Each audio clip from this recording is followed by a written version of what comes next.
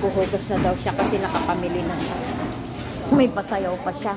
O, ikaw ano naman binili mo? Guys, tanda nyo, 85. Alin ang 85? Waistline? Akala ko waistline. Ayan, mga fish. Dami fish. Oy, crabs! Ayan o, crabs. Ano na kasi siya? Yung ibang hotdog hindi mo sarap. Ha? Hindi kayo palaman. Pero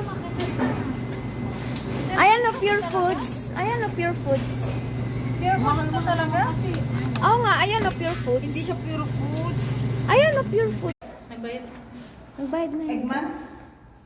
Mamaya maghintay ulit kayo ng ano guys. Na. ng share. Sharing. Sa pamasahe Mabigat sa kasi. ating kinain. Mabigat kasi na lang. Naihi na nga ako eh.